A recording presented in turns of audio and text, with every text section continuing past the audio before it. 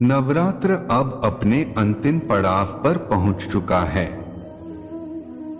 आज मां दुर्गा के 8वें स्वरूप आदि शक्ति महागौरी की पूजा की जाती है। 8वें दिन की पूजा देवी के मूल भाव को दर्शाता है। देवी भगवत पुराण में बताया गया है कि देवी मां के 9 रूप और 10 महाविघाएं सभी आदिशक्ति के अंश और स्वरूप हैं, लेकिन भगवान शिव के साथ उनके अर्धांगिनी के रूप में महागौरी सदैव विराजमान रहती हैं। इनकी शक्ति अमोघ और सदैव फलदायिनी है।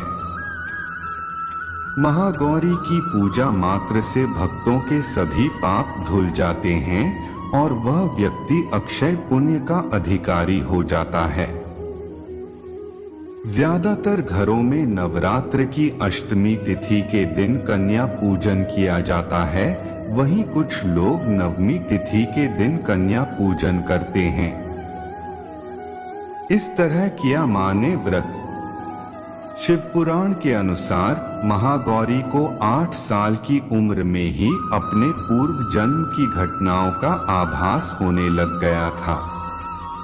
उन्होंने इसी उम्र से ही भगवान शिव को अपना पति मान लिया था और शिव को पति रूप में पाने के लिए तपस्या भी शुरू कर दी थी।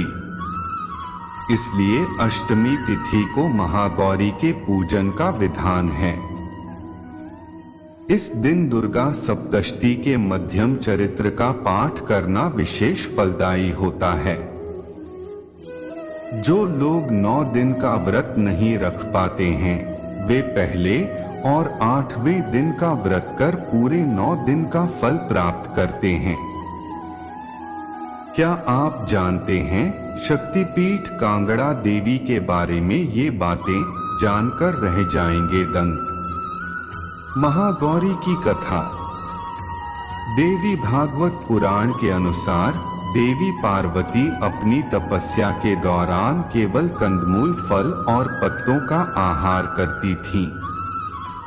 बाद में माता केवल वायु पीकर ही तप करना आरंभ कर दिया था। तपस्या से माता पार्वती को महान गौरव प्राप्त हुआ है और इससे उनका नाम महागौरी पड़ा। माता की तपस्या से प्रसन्न होकर भगवान शिव ने उनको गंगा में स्नान करने के लिए कहा। जिस समय माता पार्वती गंगा में स्नान करने गईं, तब देवी का एक स्वरूप श्याम वर्ण के साथ प्रकट हुई, जो कौशिकी कहलाईं, और एक स्वरूप उज्ज्वल चंद्र के समान प्रकट हुआ, जो महागौरी कहलाईं। मां गौरी अपने हर भक्त का कल्याण करती हैं और उनको सभी समस्याओं से मुक्ति दिलाती हैं।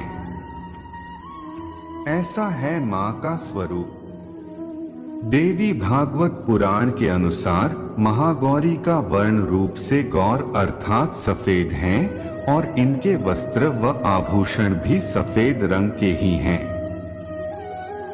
मां का वाहन वृषभ अर्थात बैल है, जो भगवान शिव का भी वाहन है।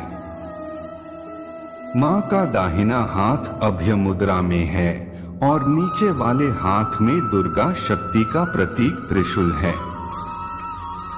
महागौरी के ऊपर वाले हाथ में शिव का प्रतीक डमरू है। डमरू धारण करने के कारण मां को शिवा के नाम से भी जाना जाता है। मां का नीचे वाला हाथ अपने भक्तों को अभय देता हुआ वर मुद्रा में है और मां शांत मुद्रा में दृष्टिगत है। देवी के इस रूप की प्रार्थना करते हुए देव और ऋषिगण कहते हैं,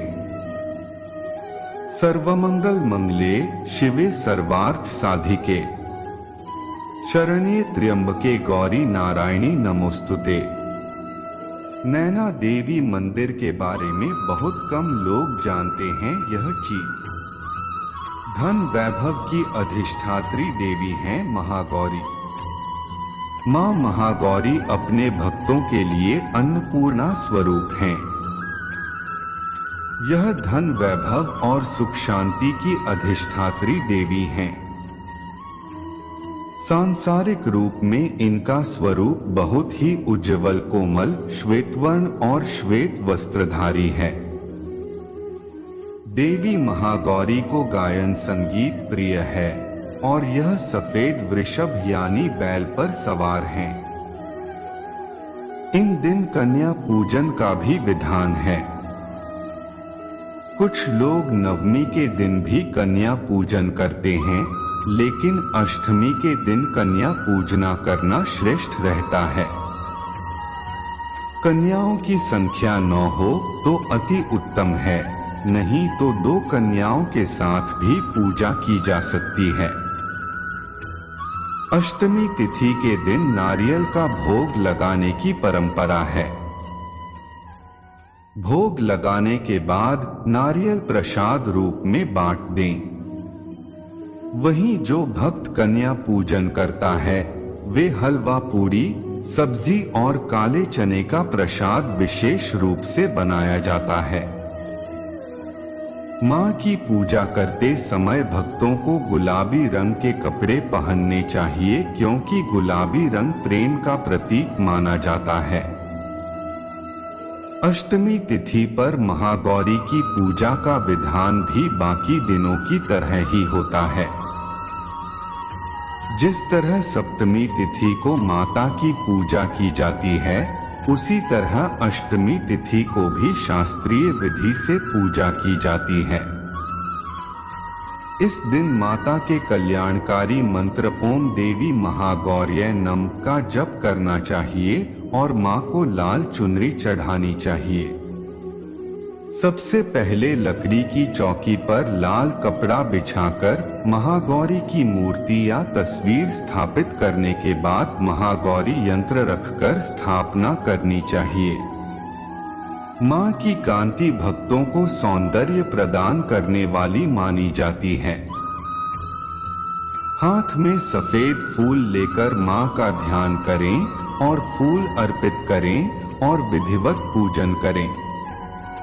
महागौरी को रात की रानी के फूल बहुत पसंद हैं। जय माता दी। ऐसे ही वीडियो देखने के लिए हमारे चैनल को सब्सक्राइब करें और लाइक, कमेंट, शेयर करना ना भूलें। वीडियो देखने के लिए धन्यवाद।